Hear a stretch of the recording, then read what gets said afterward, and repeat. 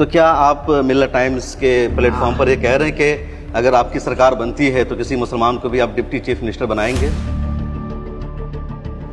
2% जिनकी आबादी है मुकेश सहनी, उनको डिप्टी सीएम का ऐलान किया गया और 18% वालों को कुछ नहीं, दूसरों को कुछ नहीं। तो ऐसी मजबूरी क्या है? मजबूरी है तो बहुत लोगों को बुरा लगेगा। ईडी, सीबीआई, इनकम टैक्स, गोदी मीडिया पूंजीपति से लड़ रहे हैं, भ्रष्ट अधिकारियों से लड़ रहे हैं, इनके सभी प्रदेश के मुख्यमंत्रियों से लड़ रहे हैं, इनके केंद्र मंत्रियों से लड़ रहे हैं, प्रधानमंत्री, मुख्यमंत्री से लड़ रहे हैं, सबसे हम लोग लड़ रहे हैं। कि आरजेडी एम वाई समीकरण में वाई को आगे बढ़ा रही है, एम को सपोर्ट कर रही है। टिकट बंटवारे पर एतराज हुआ। वो तो बिके हुए लोग हैं कुछ लोग। हम तो आपके चैनल के माध्यम से कहना चाहते हैं, जितने बिहार के लोग हैं, 20 साल इन लोगों को मौका मिला। 20 महीने में जो 20 साल में इन्होंने नहीं किया, वो 20 महीने में हम लोग करेंगे। एक और सवाल है, सीमांचल में ऑल इंडिया मजलिस इत्तेहादुल मुस्लिमीन अपनी गिरफ्त बनाई हुई है। उनके लोगों ने आपसे मुतालबा किया कि हमको भी अलायंस में शामिल कीजिए, सिर्फ 6 सीटें दे दीजिए, लेकिन आपने उनको गठबंधन में शामिल नहीं किया। असदुद्दीन ओवैसी की पार्टी AIMIM को। पूरे परिवार के कोई ऐसा व्यक्ति नहीं बचाया जिस पे केस मुकदमा ना हो, डेली प्रसारित ना किया जा रहा हो। हम लोग अपना दर्द बताने नहीं जाते हैं, कैमरों पे आके रोते नहीं है। अगले दिन एक तस्वीर आपने शेयर की थी, जो आपने ऐलान किया मुख्यमंत्री का, उप मुख्यमंत्री का, उसमें कारी साहब साहब बैठे हुए हेलीकॉप्टर की। तो क्या सोशल मीडिया पर जो हंगामा हुआ, उस प्रेशर का दबाव था क्या?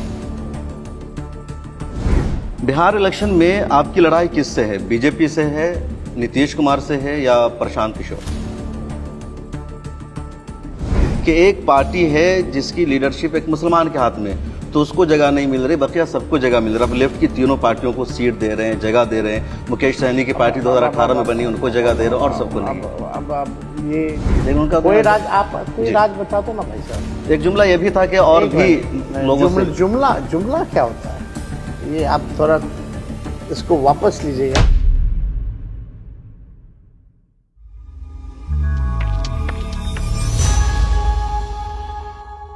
अस्सलाम वालेकुम रहमतुल्लाह। मैं हूं शम्स तबरेज़ कासमी और मिल्लत टाइम्स की चुनावी यात्रा लगातार जारी है। इस वक्त मैं मौजूद हूं बिहार की राजधानी पटना में और मेरे साथ मौजूद हैं leader of opposition Tejashwi Yadav और इंडिया ब्लॉक के अगले चीफ मिनिस्टर भी हैं। तेजस्वी यादव साहब, मिल्लत टाइम्स में खुशामदीद और बहुत शुक्रिया कि आपने हमें वक्त दिया। बहुत शुक्रिया आपका। आपकी और राहुल गांधी की यात्रा की बड़ी चर्चा रही। 1 महीना पहले की बात है, अब दोनों निकले थे बाइक पर अलग अलग अंदाज में और लोग घरों से निकलकर आपको देख रहे थे। फिर बीच में अचानक ऐसा क्या हुआ कि कांग्रेस और आपके बीच में लगा के मतभेद है, फैसला नहीं हो पा रहा है, फिर कांग्रेस के बड़े नेताओं को आना पड़ा, राहुल गांधी इधर नहीं आ रहे? कहीं कोई मतभेद नहीं था, जिस हिसाब से दिखाया जाता है मीडिया में, और मीडिया तो आपका है ही नहीं जी, वो आप भी जानते हैं। वो तो बिके हुए लोग हैं कुछ लोग, जो बीजेपी माइंडसेट की मीडिया है, जो मीडिया पे जिन लोगों का कब्जा हो गया है, उनका काम ही नकारात्मक चीज़ें दिखाना। कुछ कमी ना भी मिले तो कमी बना करके दिखाना। तो हम इस पे नहीं जाते। कभी कोई दिक्कत नहीं हुई। सीट शेयरिंग का मामला होता है, मीटिंग होता है, समय लगता है, उसमें कौन सी बड़ी बात है, हर टाइम ऐसे ही होता है। लेकिन हम लोगों का तो पुराना रिश्ता रहा है। सीट शेयरिंग आप लोग बहुत देर से फैसला करते हैं, वक्त पर नहीं कर पाते हैं। अभी भी कई जगहों पर फ्रेंडली फाइट हो रही है आपकी और कांग्रेस में। स्ट्रैटेजिकली कई जगह जहाँ फाइट हो रही है, स्ट्रैटेजिकली हो रही है। क्या? और ये आपने देखा होगा, झारखंड में भी हम लोगों ने स्ट्रैटेजिकली फाइट की जी, वहाँ भी हमारी जीत हुई। जम्मू कश्मीर में भी हुई फ्रेंडली फाइट, वहाँ भी जीत हुई। तो ये स्ट्रैटेजी है ना, हर पार्टी अपना रणनीति चुनाव को लेकर के बनाता है, और एक गठबंधन है तो उस हिसाब से हम लोगों की प्लानिंग जी, तो हम लोग उसी हिसाब से आगे जो है बढ़ रहे हैं, चल रहे हैं। और हमें पूरा विश्वास है कि इस बार बिहार की जनता जो मालिक है, इस बार बदलाव के मूड में बेताब है बदलने के लिए। तो जैसे जी आप जिस पार्टी की क़यादत कर रहे हैं, उस पार्टी का नारा है सामाजिक न्याय, और आप जिस अजीम बाप के बेटे हैं, उन्होंने सामाजिक न्याय की लड़ाई लड़ी थी। इसी वजह से सब लोगों ने उनको सामाजिक न्याय और धर्मनिरपेक्ष। जी बिल्कुल, और सब लोगों ने सपोर्ट किया। लेकिन अब इल्ज़ाम लग रहा है कि आरजेडी एम वाई समीकरण में वाई को आगे बढ़ा रही है, एम को सपोर्ट कर रही है। टिकट बंटवारे पर एतराज़ हुआ कि सिर्फ आपने 18 मुसलमानों को टिकट दिया, नहीं सिर्फ 12%, और डिप्टी चीफ मिनिस्टर की बात आई तो किसी भी मुसलमान का ऐलान नहीं। ये एक बड़ी साजिश है। लोग जो लोग नहीं चाहते हैं कि सेकुलर फोर्सेस यूनाइटेड रहे, एक बड़ी साजिश है बदनाम करने की। आपको हम बता दें, जो नॉमिनेटेड एमएलसी जो होता है 10 में से 4 हमारे मुसलमान हैं, यानी 40% रिप्रेजेंटेशन जो है मुसलमान भाइयों को हमने दिया। जब आयोग जब बना था जी, तो उसमें 42 सदस्य आरजेडी के थे, जिसमें से 28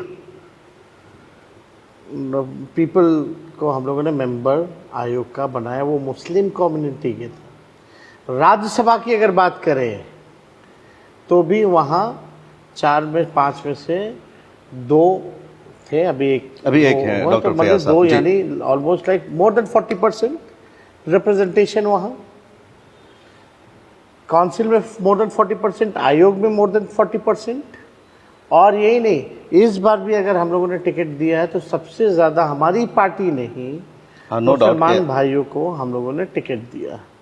तो या संगठन में भी हम आपको बोल रहे हैं, जी, संगठन में भी जो हमारे जो मुसलमान भाई हैं या हमारे वर्कर्स हैं, उनको हम लोगों ने जो है दिया। आज भी सेकंड नंबर पे एक पोस्ट में अब्दुल बारी सिद्दीकी जी हैं।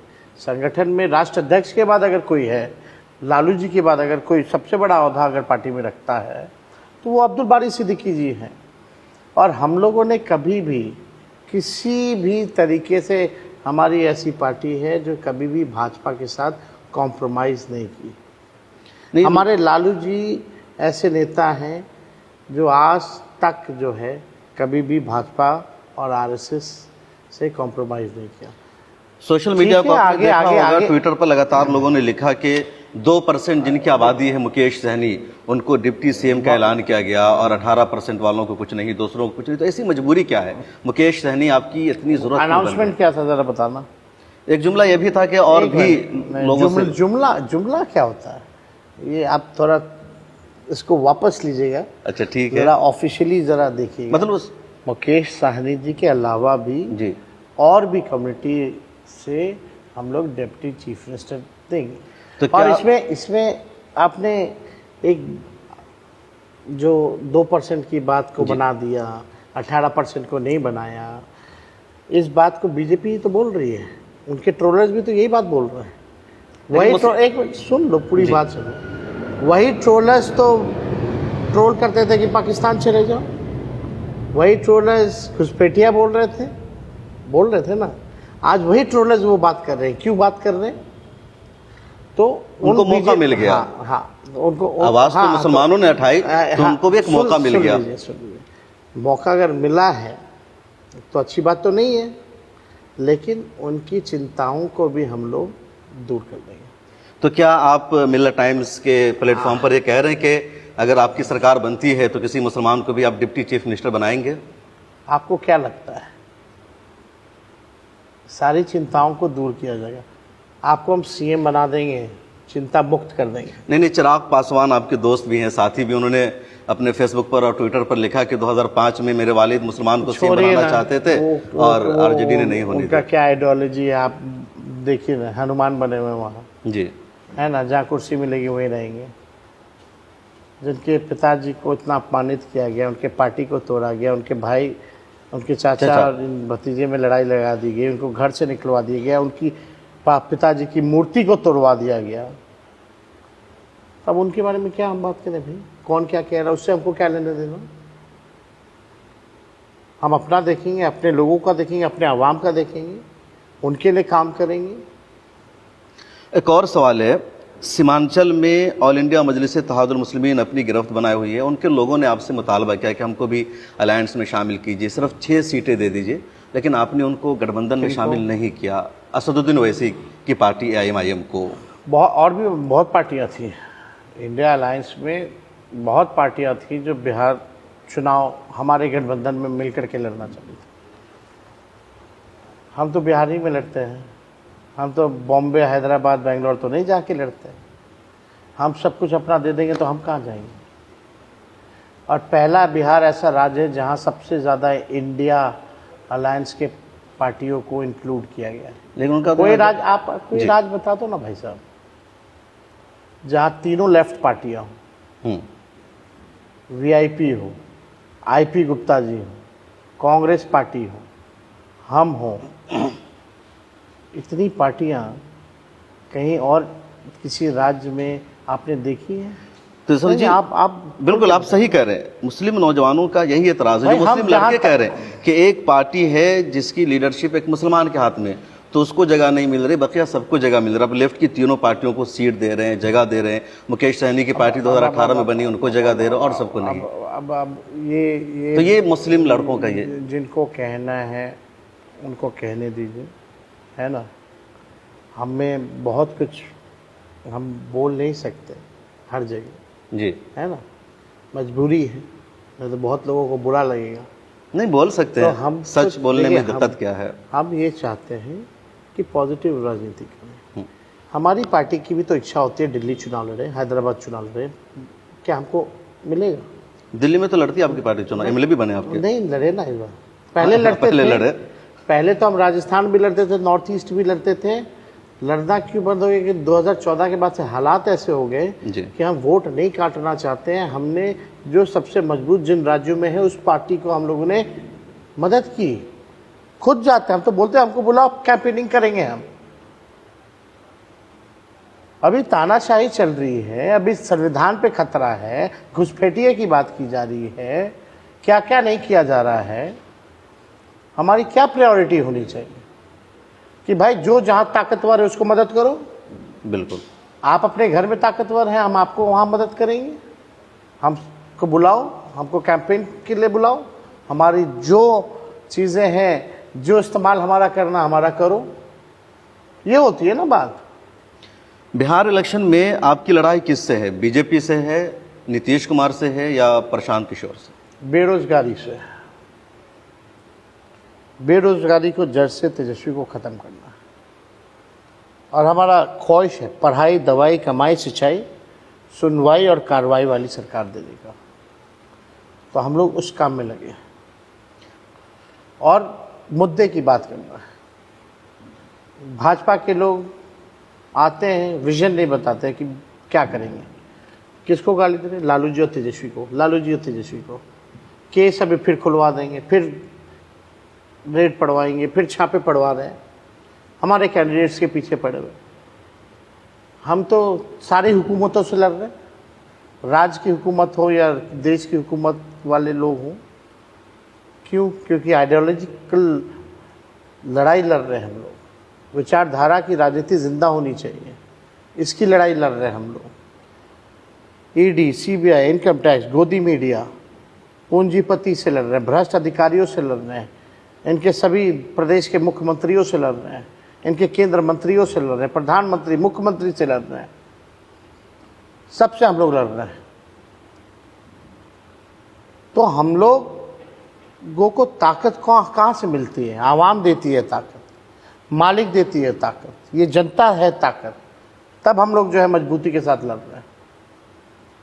हम लोगों का प्रिंसिपल एकदम साफ है। हमारे पिताजी हमेशा से सांप्रदायिक शक्तियों के से लड़े, आडवाणी जी को भी गिरफ्तार किया। कोई भी परिस्थिति आए, कभी भी कोई बात आए, कोई बिल आए, कैसा भी बिल आए, हम लोगों ने सड़क से सदन तक कभी भी इधर सुधर नहीं किया, अपने आइडियोलॉजी के साथ खड़े रहे। आज भी वो व्यक्ति बीमार हालत में है जी, लेकिन कोई समझौता नहीं कर रहे। पूरे परिवार के कोई ऐसा व्यक्ति नहीं बचा है जिस पे केस मुकदमा ना हो, दिल्ली प्रसारित ना किया जा रहा हो। हम लोग अपना दर्द बताने नहीं जाते हैं, कैमरों पे आके रोते नहीं हैं, हम लोग लड़ाई लड़ते हैं। तो इस मर्तबा कई बार आप कह चुके हैं कई इंटरव्यू में कि नीतीश कुमार अगले चीफ मिनिस्टर नहीं बनेंगे, जबकि उनकी पार्टी भी कह चुकी है। आपको क्या लगता है? वो तो अमित शाह जी ने क्लियर कर दिया कि भाई जो विधायक होंगे वो चुन के भेजेंगे कि कौन। हाँ, उन्होंने तो कह दिया है, स्पष्ट है। उन्होंने तो एक और बात कह दी है कि बिहार में भूमि की कमी है तो कोई इंडस्ट्री कारखाना नहीं लगाएंगे। लेकिन प्रशांत भूषण उनकी जगह ले रहे हैं और लोगों में चर्चा है कि अब तेजस्वी यादव की अगली लड़ाई प्रशांत कुमार सॉरी। हमारी लड़ाई किसी से नहीं है, आपको हमने पहले भी बताया, हमारी लड़ाई बेरोजगारी से है। तो बेरोजगारी अब दूर कर पाएंगे? बिहार में इतनी बेरोजगारी आपने अपनी क्यों नहीं? हुकूमत में भी कम किया। अच्छा। और अब आपने कहा बिहार के हर एक परिवार को रोजगार देंगे, और ये 2.5 करोड़ से ज्यादा है। जो प्रैक्टिकल है, हमने भी एक्सपर्ट से बात की है। तेजस्वी ने जो कहा वो किया, जो कह रहा है वो करेगा। एक्सपर्ट्स की राय, डेटा एनालिसिस और बिना अध्ययन के हम कोई बात नहीं बोलते। उम्र कच्ची है, जुबान पक्की है। आपको बता दें, यही बात जब 10 लाख बोलते थे तो लोग यही सवाल पूछते थे। इस बार भी हम बोल रहे थे, यही सवाल पूछ रहे हैं। वो हम करके दिखाएंगे ना। तो कितने और कुछ दिनों में दिनों- करके दिखाएंगे आप ये? हमने ये बोला है कि जिस परिवार के पास सरकारी नौकरी नहीं, उस परिवार को एक सरकारी नौकरी। अच्छा, जिसके पास नहीं है। जिसके पास नहीं है, जिस परिवार के पास नहीं है, जी। उस परिवार में एक सरकारी नौकरी। और 20 दिन के अंदर ये कानून बनाया जाएगा और 20 महीने में इसको लागू किया जाएगा। और ये होगा, हमारी प्रायोरिटी है भाई। हमको भी आगे लंबी राजनीति करनी है। टूटे फूटे झूठे वादे मोदी जी जैसे हम नहीं करते हैं। मोदी जी झूठ बोलने के मैन्युफैक्चरर हैं, फैक्ट्री हैं, होलसेलर हैं, डिस्ट्रीब्यूटर हैं, लेकिन तेजस्वी अपने ज़ुबान का पक्का है। हम जुमलेबाजी नहीं करते। हमारी उम्र क्या है? 36-37 साल की उम्र है। लंबी राजनीति करनी है। अभी से हम झूठ बोलेंगे, काम चलेगा? हम तो आपके चैनल के माध्यम से कहना चाहते हैं, जितने बिहार के लोग हैं, 20 साल इन लोगों को मौका मिला। 20 महीने में, जो 20 साल में इन्होंने नहीं किया, वो 20 महीने में हम लोग करके दिखाएंगे। और हम लोगों ने 17 महीने में करके दिखाया। 5 लाख लोगों को नौकरी दी, 3.5 लाख नौकरी प्रक्रियाधीन, 4.5 लाख नियोजित शिक्षकों को राजकीय कर्मी का दर्जा, जाति आधारित सर्वे हम लोगों ने कराया, आरक्षण 75% किया। हम लोगों ने नियोजित शिक्षकों को जो है राजकीय कर्मी का दर्जा दिया। तालमी मरकज़ हों, आपके टोला सेवक हों, विकास मित्र हों, सबके मानदेय को हम लोगों ने बढ़ाया। 200 दवाइयाँ फ्री मिलती थी, 600 दवा हम लोगों ने बढ़ा के लेके गए। 700 बेईमान डॉक्टरों को हम लोगों ने एक साथ बर्खास्त किया, जो ड्यूटी पे नहीं आते थे कई सालों से, जो वेतन लेते थे सरकार का। हम लोग रात के अंधेरे में छापा मारते थे अस्पतालों में कि ढंग से व्यवस्था है कि नहीं है। हम लोगों ने 20 शहरों को STP हम लोगों ने देने का काम किया। हम लोगों ने IT पॉलिसी बनाई, स्पोर्ट्स पॉलिसी बनाई, हम लोगों ने टूरिज्म पॉलिसी बनाने का काम किया। इतना काम किया हम लोगों ने।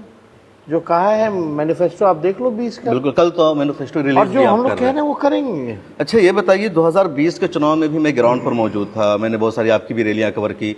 और अब 2020 में बहुत ज़्यादा यात्रा कर रहे थे। 10 मिनट ही सही, लेकिन पूरे बिहार को आपने कवर किया था। ऑलमोस्ट बहुत कम सीटों का फासला रह गया था। उस समय वोट चोरी भी हुई, हमारी सीट भी चोरी होगी।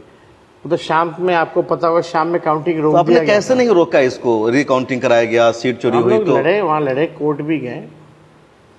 अभी भी उम्मीद करते हैं जस्टिस। इस मरतबा क्या होगा? इस बार मुस्तैद है हम लोग। देखो, हर कोई सीखता है ना, जी, तो हम लोगों ने भी कुछ सीखा है पिछली बार से सीखा। इसलिए। अच्छा, तो जैसे एक सवाल है कि जो बिहार में SIR हुआ, सुप्रीम कोर्ट का भी फैसला आ गया, 47 लाख लोगों का नाम काटा गया, और आपका जो इलाका है वहाँ ज़्यादा नाम काटा गया है, जिधर नीतीश कुमार साहब का इलाका है वहाँ कम नाम काटे गए हैं। तो इसका फ़र्क पड़ेगा इस चुनाव पर या कुछ नहीं? देखिए, बड़ी लड़ाई हम लोगों ने लड़ी।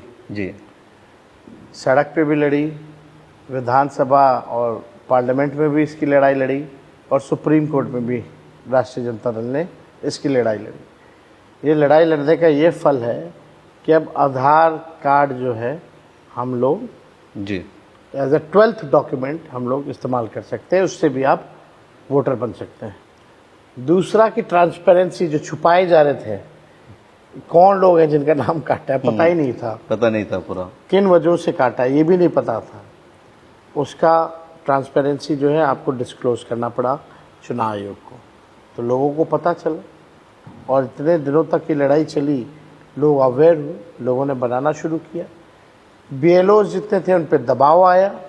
आनंद फानंद में उन लोगों ने भी तेज़ी से, जिनका छूट गया था लेके, जी, वो भी अपलोड किया। तो काफ़ी हद तक हम लोग जो है कामयाब हुए।